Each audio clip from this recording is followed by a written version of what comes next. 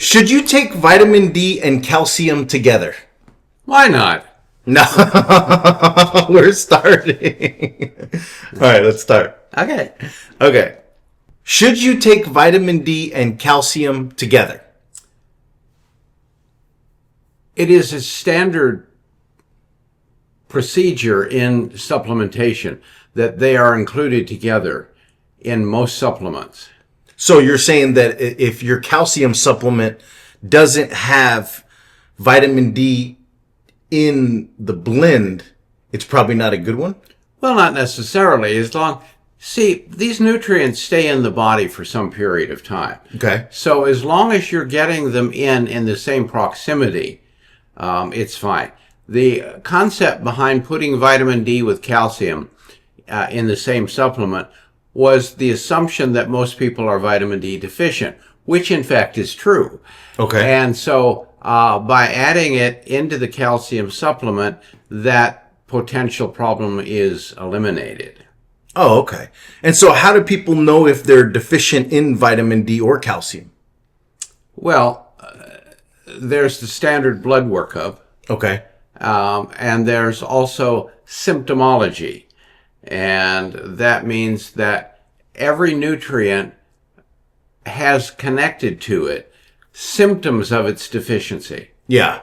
So we can evaluate the degree and number of those deficiency symptoms by extensive questionnaires. So are there risks of taking too much vitamin D?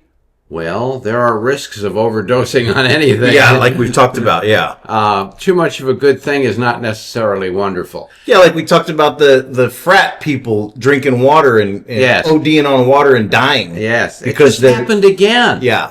It was just in the news again. Somebody almost died from ODing on water. Yeah. Diluting electrolytes isn't always a good idea. No. But anyway, back to vitamin D. Vitamin D is a fat-soluble nutrient. Therefore, it stores in the body in the liver. Oh, okay. So it can build up to excessively high amounts. It's difficult, but it's possible. Okay. And is vitamin A also dangerous in too little or too much amounts? Well, vitamin A is probably one of the most important nutrients that we have. And misunderstood. And very misunderstood. Yeah. Somehow this propaganda got out there that vitamin A, it's toxic. Yeah. Well, the reason for that was it's based on a very old study in the early 70s where somebody decided to keep track of how much vitamin A toxicity patients occurred. And there were 11 in this particular year that were hospitalized. But the problem was what they didn't reveal publicly was that all 11 people were under a doctor's care at the time, and they were all given high doses of synthetic artificial vitamin A, which the body cannot metabolize. If you take natural vitamin A, there is far less issue with toxicity. But again, too much of a good thing is not always wonderful. Yeah. And so are in your opinion, do you think vitamins and supplements are necessary or are they a scam? Oh, in this day and age, they're absolutely necessary.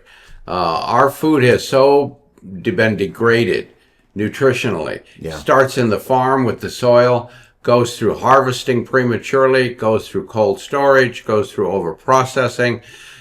Do you know that 40% of children, and I think that's low, Yeah, but I they're think saying that's low. 40% of children subsist almost exclusively over an ultra-processed food diet. Yeah. And there's no nutrients in there at all. I mean, it's virtually none. Yeah. Yeah. And so what is megavitamin therapy and how does it work? Well, the government has established, and that should be a slight warning already, the government has established what they call daily value. Yeah. That's the amount of a nutrient that you need for wellness.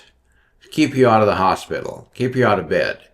That doesn't necessarily mean it's an optimal dose for everyone. Now, when we get into the mega range, which means excessively high, we do that if there is a patent gross deficiency or there's a health challenge that needs to be addressed more aggressively. Or even maybe if you've neglected yourself for a really long time. Well, yes. Sometimes we have to bring people back rather quickly. Yeah. Let's say in the case of arthritic inflammation. Well, every day that goes by, more damage is taking place. Yeah. So the faster we can get that inflammation under control, get the joints lubricated, get the body stimulated to rebuild cartilage tissue, the better off it will be. And I guess, would that be called front loading too? Yes. Front loading, yeah. Yes. For example, if a person presents with any sort of issue that we know nutrients can be a benefit to, we usually recommend a therapeutic dose for the first 3 months minimum. Yeah. And then we reduce it to what is called the maintenance dose and see how the individual responds. And that's a concept of front loading, where we're going to saturate the cells of the body with this nutrient. And the point of the matter is that it's incredibly safe, because most of these nutrients the body recognizes, and knows what to do with them. Yeah. If there's too much, it knows how to get rid of them. Yeah. What's your opinion on gummy supplements, and are they safe? Well, they're a little chewy, and they're full of sugar. But other than that, I suppose the delivery system is better than nothing at all. Yeah, but let's be honest. I mean, really, from what I know, and I'm not a scientist, but from what I know, you can't really fit that much nutrients in those. Is that really the problem? Well, that's a huge problem. Yeah. If they, first of all, they rarely contain the full spectrum of nutrients. Secondly, they usually contain the daily value only of a handful. Yeah. Because that's all that goes in amongst the pectins. So yeah. And so what questions, if somebody's never taken a supplement that's a real supplement, like high vitality liquid from Phoenix Nutritionals or high vitality capsules, that's a real vitamin that has 100+ nutrients, not like some one a day or some Centrum that has 6 to 8 and they're saying, yeah, this is great, you're going to walk on water after this. What questions should people ask before taking something like a high vitality liquid or a real vitamin? Well, the first question they should ask is, do I need it? And the answer to that almost universally is yes, because of our degradation of our food supply. Yeah. And then we go back to age. There's the age of invincibility. Yeah. Well, when you're young, yeah. Yeah. And so I don't need that. I'm fine. And then when they're 50, this hurts and that breaks down. But they were fine before. Yeah. So now there's another way, which we have developed at our research center.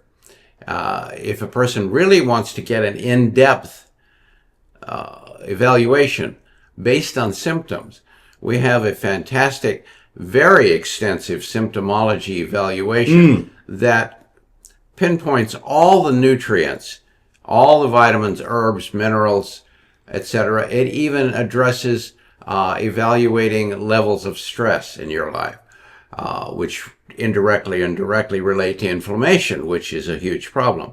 And then that kind of gives you the answer. And that gives us a very clear picture of what's going on biochemically in a person's body. And that evaluation is available through us. If anyone watching this might be interested, just put a little comment down below. Yeah, it's at healthyinformation.com. Yeah, and let us know, and we'll be in touch. And how do you get enough vitamin B12 for people who have diets that don't allow them to do that? Let's say like maybe a vegetarian or something. Vitamin B12 has two problems. Well, two obstacles, not problems. First and foremost is it's very hard to be absorbed anyway. Okay. It's one of the most difficult nutrients for absorption. Secondly, it's generally only available in animal products Yeah. and animal protein. So if someone is a strict vegan, they have to be very careful about gross vitamin B12 deficiency. So the simplest way to solve that problem is just simply take a B12 supplement. And let's be realistic though, not just vegetarians, but most people aren't consuming enough animal protein either because of time, of cost. Cost, I know. For example, right now, meat has gone through the roof. Yeah. And so realistically, not just vegans, but probably the majority of people are vitamin B12 deficient. The majority of people are vitamin deficient. And you see, when we talk about B12, this is a classic example. When you take B12 by itself, the absorption rate is going to be far less than if you take it together with the other B complex. Okay. Because they work together in concert. And keep in mind that vitamin B6 is the carrier nutrient, and it is necessary to transport and facilitate the absorption of other nutrients. So taking B12 by itself in the absence of other nutrients, which is highly likely with our dietary indiscretions, further reduces the potential for absorption. And so let's take a complete right turn here. What is the best time to take biotin? And what is biotin? Biotin is one of the B complex nutrients. Okay. As such, it's water soluble. For the most part, with few exceptions, all supplements, all nutrients should be taken with food. So at a meal. Because when the stomach has food in it, it begins to change chemically through the secretion of gastric acid. And that facilitates the absorption, digestion, and breakdown of your food. Well, if your nutrients are there at the same time, they just go along for the ride. And so, with very little exception, supplements should not be taken on an empty stomach. There are some exceptions. Including biotin. Including biotin. Can a good multivitamin truly benefit healthy people? Yes. Okay. Like keeping them healthy. Yeah. I've often said that Common sense. that a good full spectrum supplement is true health insurance. Yeah. Those health insurance cards you get from work, that you sit on, and they're disease insurance cards. Yeah. Because you can only use those when you're sick. A good full spectrum supplement is true health insurance because it's going to help keep your body healthy by keeping your internal biochemistry balanced. Yeah. And what causes bloating and what helps with bloating as far as nutrition? Well, if somebody really wants to do it, of course, if somebody wants the short answer, yeah, go grab some Tums and do it that way. But if somebody really cares about the future and who's trying to really do the right thing, what can people do for bloating nutritionally to maybe stop it sooner and to continue to fend it off? Well, most bloating occurs in the stomach. Yeah. You get that feeling like you've swallowed a melon without cutting it up. You've got this huge belly and it starts regurgitating up your throat. That is a symptom of a lack of stomach acid. Mm-hmm. And so the best thing to do, the biochemical thing to do, is to increase stomach acid. Yeah. And we can do that in two ways. We can do that with a good digestive enzyme that provides all the whole and enzyme precursors. It's highly acidic, and that will more and faster than anything I can think of solve this problem.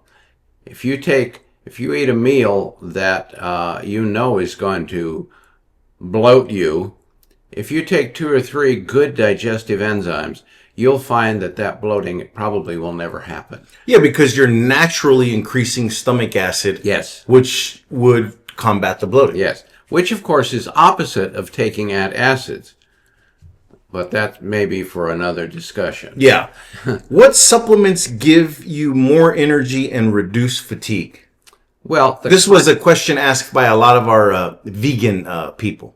Well, the classic group of nutrients for energy are the B complex vitamins. Yeah. Which is something that... Not just B12. No, yeah. All of them. Because the reason they work in a concert. We call them the B complex nutrients because they all have something in common. And therefore they need to be taken together at the same basic time.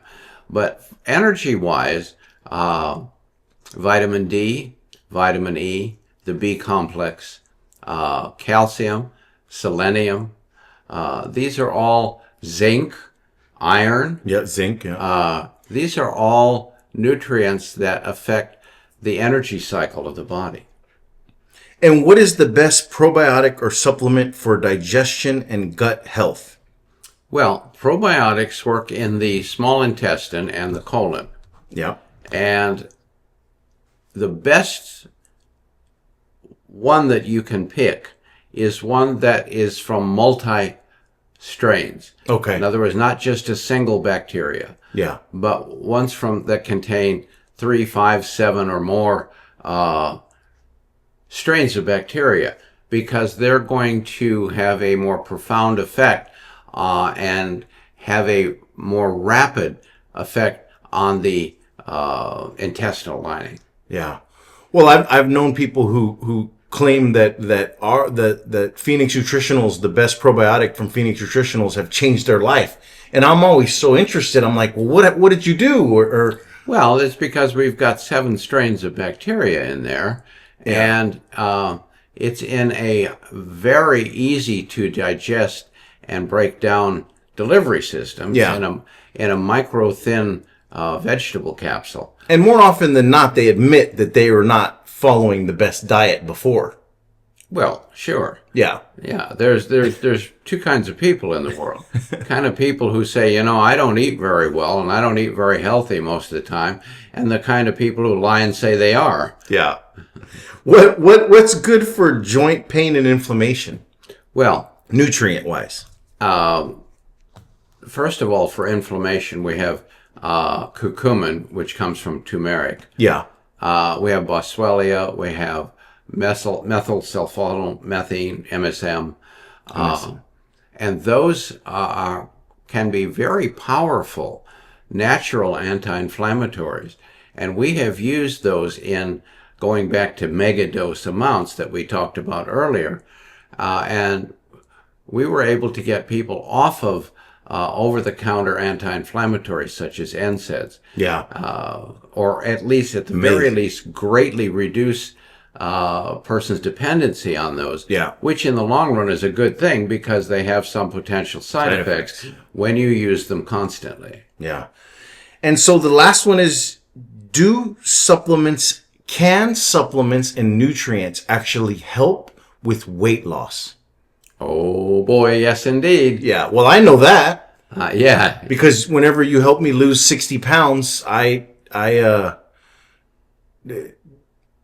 was taking the blood sugar support to help balance everything. Yep.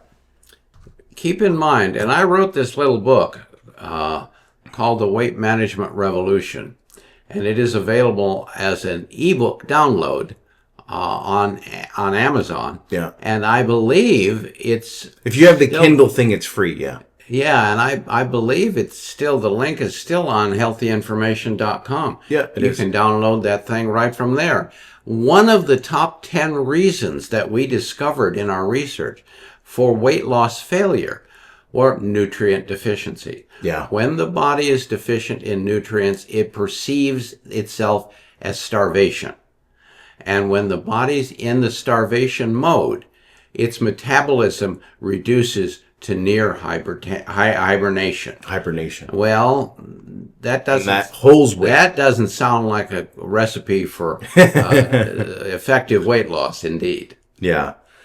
Well, hey, there you go. If you have any questions, for our next video, if you have any questions, just leave a comment. Don't forget to like, subscribe, comment, and 619-871-1855.